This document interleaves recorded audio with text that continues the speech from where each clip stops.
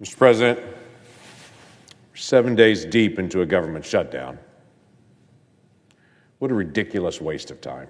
በታሪክ ታይቶ የማይታወቀው ከ40 ቀናት የዘለቀው የአሜሪካ መንግስት ተዘጋ ዜና ዛሬ ተስፋ አግኝቷል። የአሜሪካ ህግ መወሰኛ ምክር ቤት የወጪ ረቂቁንም አሳልፏል። ወደ ህዝብ ተወካዮች ምክር ቤት ይላካል። ወደ ፕሬዝዳንቱ ረቂቁ ሄዶ ህግ ሆኖ ይወጣል። ከዛ ደግሞ መንግስት ይከፈታል። የአሜሪካ መንግስት መዘጋት የሚፈጠርበት ኮንግረሱና ፕሬዝዳንቱ ለመንግስት የሚውለውን በጀት ሳያጸድቁ ሲቀሩ ነው። የዲሞክራትና ሪፐብሊካን ተወካዮች በበጀት ሳይግባቡ ሲቀሩ ያን ያህል ጉዳት የላቸውም ተብለው የሚወሰዱ የመንግስት ተቋማት ለጊዜው ስራ ቆሙ የሚደረግበት ሰራተኞች ቤታቸው እንዲቀመጡ የሚደረግበት በስራ ላይ የሚሆኑትም ሳይከፈላቸው ግዴታቸውን የሚወጡበት ግን መንግስት ሲከፈት ደግሞ ከተዘጋበት ጊዜ አንስቶ የሚከፈላቸውን አሰራር ሲከተል ነው። በመንግስት መዘጋት ውስጥ ቁልፍ የመንግስት ተግባራትን የሚከውኑ መስሪያ ቤቶች በተለይም ህይወትና ሀብትን የሚጠብቁት ደግሞ ሳይከፈሉም ቢሆን የሚቀጥሉበትን እድል ይፈጥራል። የመንግስት መዘጋት የአሜሪካ ፖለቲካ እንዳልተግባባ ማሳያ ሲሆን ዲሞክራቶቹና ሪፐብሊካኖቹ የፖሊሲ ልዩነት ሲኖራቸው ማለትም በጤና ዙሪያና በሌሎች ማህበራዊ ደህንነቶች አለፍ ሲልም በቁልፍ ፖሊሲዎች ላይ ሳይግባቡ የሚቀሩበት አሉታዊ የፖለቲካ አጋጣሚ ነው። እኛ ለህዝቡ እጅግ ርካሽ ማድረግ እንችላለን። በጣም የተሻለ የጤና ጥበቃም እንሰጣለን። በዚህ ዙሪያ ላይ ከዲሞክራቶች ጋር ለመስራት ዝግጁ ነን።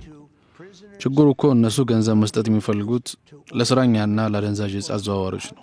ለነዚህ በባይደን ጊዜ ድንበሩ ተከፍቶ እንዲገቡ ለተደረጉ ሚሊዮኖች ሁሉ ነው። ማንም ያን አያደርግም። አንድም ሪፐብሊካን እንደዛ አድርጎ አያውቅም። በአሁኑ ሰዓት የተፈጠረው ይህ ሆኖ ሳለ ሴኔቱ 60-40 በሆነ ድምፅ ወደ ቀጣይ ሂደቱ ረቂቁን አሳልፏል። በአሜሪካ ፖለቲካ ውስጥ ቁልፍ ሚናቸውን የሚጫወቱት የኮንግረስ ሰዎች ቢሆኑም በዲሞክራትና ሪፐብሊካን አንዳንዴም በገለልተኛ ኢንዲፔንደንስ ተከፍለው ካፕቶል ሂልን ያምሱታል። የአሜሪካ ኮንግረስ የታችኛው ምክር ቤት የህዝብ ተወካዮች ምክር ቤት አሊያም የህግ መምሪያው ሲደመር የላይኛው ምክር ቤት የህግ መወሰኛ ምክር ቤት ወይንም ሴኔት እንደሆነ ይታወቃል። የታችኛው ምክር ቤት ወይንም የህዝብ ተወካዮች በግዛት የህዝብ ቁጥር ልክ መቀመጫ አሊያም ውክልና ሲኖረው የላይኛው ምክር ቤት ወይም ደግሞ ሴኔቱ በህዝብ ቁጥር ልክ ሳይሆን ግዛቶች የሚወከሉት እኩል በሁለት ሴናተሮች ይሆናል። እንደ ማሳያ ካሊፎርኒያ ከ39 ሚሊዮን በላይ ህዝብን የያዘች ግዛት በመሆኗ በተወካዮች ምክር ቤት 52 መቀመጫዎችን እንደያዘች ይታወቃል። አላስካ፣ ዴላዌር፣ ዳኮታዎቹን መሰል ግዛቶች ደግሞ አንድ መቀመጫ ይዛሉ። ይህ የሚሆነው በታችኛው ምክር ቤት ያ ማለትም በህዝብ ቁጥር ልክ ነው። በላይኛው የህግ መወሰኛ ምክር ቤት አሊያም ሴኔቱ ደግሞ እያንዳንዱ ግዛት እኩል መቀመጫ ይኖራቸዋል ማለት ነው። ባለ 52 ተወካዩ ካሊፎርኒያ አንድ መቀመጫ ካላቸው ዳኮታዎቹ ጋር እኩል 2 ይኖራታል እንደማለት ነው። በሴኔቱ ከ50ዎቹ ግዛቶች የተውጣጡ 100 ተወካዮች ይኖራሉ። በታችኛው ምክር ቤት ደግሞ 435 ተወካዮች ሲገኙ ኮንግረሱ የላይኛውና የታችኛው ምክር ቤቶች ድምር በመሆኑ በጥቅሉ 535 መቀመጫዎችን ይይዛል። በአሁኑ ሰዓት ደግሞ ሪፐብሊካኖቹ በላይኛው ምክር ቤት 53-47 ዴሞክራቶቹን ይመሯቸዋል። ለዛውም 2 ኢንዲፔንደንት ባይኖሩ ዴሞክራቶቹ ሴኔት ውስጥ 45 መቀመጫን ይዙ ነበር። በታችኛው ምክር ቤትም ሪፐብሊካኖቹ 219-213 በሆነ መቀመጫ ይበልጧቸዋል። በዛ ላይ በአሜሪካ ህገ መንግስት ምክትል ፕሬዝዳንቱ በሴኔቱ እኩል ድምጽ ቢመጣ መወሰን እንዲችሉ ይደረጋልና ዶናልድ ትራምፕ ሁሉንም እድሎች የመጠቀም አጋጣሚው አላቸው። በእርግጥ በመንግስት መዘጋትና መከፈት ላይ የቱንም ያህል አብላጫ ድምጽ ሪፐብሊካኖቹ ኑሯቸው 60 ድምጽ ማግኘት ነበረባቸው አሊያም ከራሳቸው ሪፐብሊካኖች ሁሉንም ከዲሞክራቶቹ 7 ድምጽ ማግኘት ነበረባቸው። ይህ ደግሞ በሀገሪቱ ለ41 ቀናት መንግስት እንዲዘጋ አድርጓል። አሁን ላይ ደግሞ ሴኔቱ 60-40 በሆነ ድምጽ ረቂቅ ህጉን ማሳለፉ ምናልባትም ሚሊዮኖችን ጫና ውስጥ ያስገባው ቀውስ ሊፈታ እንደሚችል ጠቋሚ ያደርገዋል። አዳሩን ሴኔቱ ያሳለፈው ረቂቅ 8 ዴሞክራቶች ባይቀላቅሏቸው ኖሮ ችግሩ ተባብሶ ይቀጥል ነበር። እስከ ጥር መጨረሻ ድረስ ስምምነቱ መንግስት ገንዘብ እንዲለቀቅለት የሚያደርግ ሲሆን ወደ ፕሬዝዳንት ዶናልድ ትራምፕ ረቂቁ ከመወሰዱ በፊት የህዝብ ተወካዮች ምክር ቤት ማስደቀም ይጠበቅበታል። ትራምፕም በተቻለ ፍጥነት ለመፈረም ዝግጁ ነኝ ብለዋል። 7ቱ ዴሞክራቶች ከፓርቲያቸው ወጥተው ሪፐብሊካኖቹን ደግፈዋል። ገለልተኛ ወይንም ደግሞ ኢንዲፔንደንት የሚባለው አንገስ ኪንግ ተቀላቅሏቸዋል ዴሞክራቶቹን። በጥቅሉ 7 ዴሞክራቶችና ኢንዲፔንደንት አንድ ላይ ሆነው 8 በመሆን ተመዝግበዋል። መንግስቱ ዳግም እንዲከፈት የተሰጠ ድምጽ ነው። የኬንታኪው ራንድ ፓውል የሴኔት ሪፐብሊካን ብቻ ናቸው ከነ ትራምፕ ፓርቲ አይሆንም እያሉ የሚገኘው። ምንም እንኳን እንኳን በባዶ ክፍል የተሰጠ ድምጽ ነው ቢባለም አብዛኛው ዴሞክራት አይታሰብም ቢለም ረቂቁ ለጊዜው በሴኔት ወይንም በህግ መወሰኛ ምክር ቤቱ አልፏል። መንግስት ይከፈታል፣ የፌዴራል ሰራተኞች ወደ ስራቸው ተመልሰው ካሳቸውን ያገኛሉ ነው ጉዳዩ። ሪፐብሊካኖቹ ይህን የቤት ስራቸውን ማጠናቀቅ ካልቻሉ ድምጽ ሰጪው ህዝብ አይደለም ለ2028 ፕሬዝዳንታዊ ምርጫ ለ2026 አጋማሽ ምርጫ ሪፐብሊካኖቹን ይቀጣል ተብሎም ይጠበቃል። ለዚህም ነው ፖለቲካው ጫና ውስጥ ነው የሚባለው። የአሜሪካ መንግስት መዘጋት ያልጎዳው አለ ማለት አዳጋች በሆነበት ሰዓት ፕሬዝዳንት ዶናልድ ትራምፕ አሁንም ቢሆን በአንዳንድ ፖሊሲዎቻቸው የመስተካከል ፍላጎት እንደሌላቸው ተነግሯል። ከጥቅምት 1 ጀምሮ ከፈረንጆቹ አቆጣጠር አብዛኛው የመንግስት መስሪያ ቤት አገልግሎቱ ተዘግቷል። 1.4 ሚሊዮን የፌዴራል ተቆጣጣሪዎች ሳይከፈላቸው ቤታቸው እንዲቆዩ ተደርገዋል ወይንም ያለ ክፍያ በስራቸው ላይ እንዲቆዩ ግድ ብሏቸዋል። የተከበሩ ፕሬዝዳንት ከተዘጋ ቀናት ነግደዋል። ምን ያህል አሳፋሪ ጊዜ ማጥፋት ነው።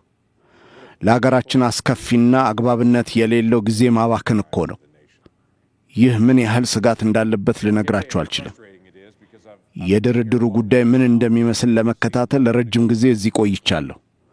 ላለፉት ጥቂት ዓመታት እንኳን ምን እንደሚመስል ልንገራችሁ። ወደ ባይደን አስተዳደር እስቲ እንመለስ። ሁሌም መስከረም ሲመጣ በመንግስት ወጪ ማጠቃለያ ላይ ስንደርስ ይህ አካል ውይይት ያደርጋል።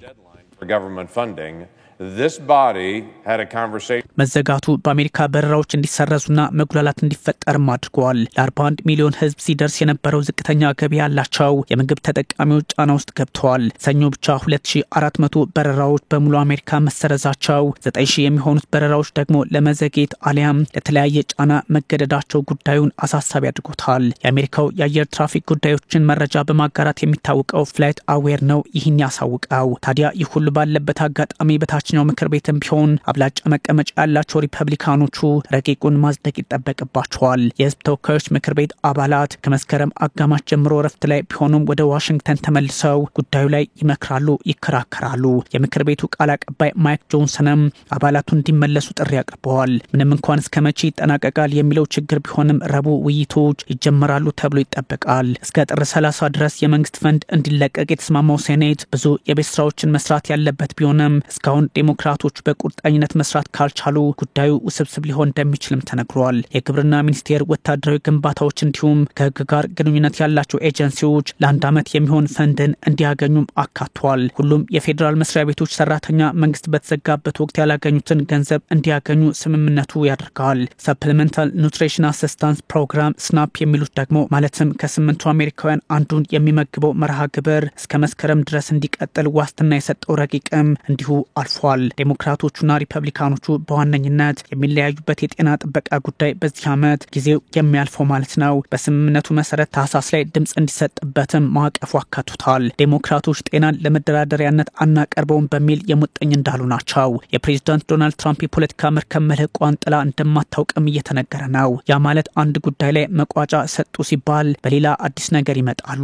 ፕሬዝዳንት ዶናልድ ትራምፕ የአየር ትራፊክ ተቆጣጣሪዎች እንዲመለሱ አሳስበዋል። የመንግስት መዘጋትን ተከትሎ በ40 ዋና ዋና አየር መንገዶች ላይ ባለፈው አርብ 4%፣ ማክሰኞ 6%፣ ከ3 ቀናት በኋላ ደግሞ 10% የበረራ ቅነሳ ለማድረግ የተገደደው የፌዴራል አቪዬሽን አስተዳደሩ ኤፍኤ ደግሞ ፈተናዬ በስቶብኛል፣ መፍትሄ ያሸኛል በማለት የመንግስትን መዘጋት እየኮነነ ይገኛል። በዚህ አጋጣሚ ደግሞ ፕሬዝዳንት ዶናልድ ትራምፕ የፌዴራል ሰራተኞችን ለመቀነስ ይጠቀሙበታልና ጉዳዩን እንደ በጎ ወስደውታልም እየተባለ ይገኛል።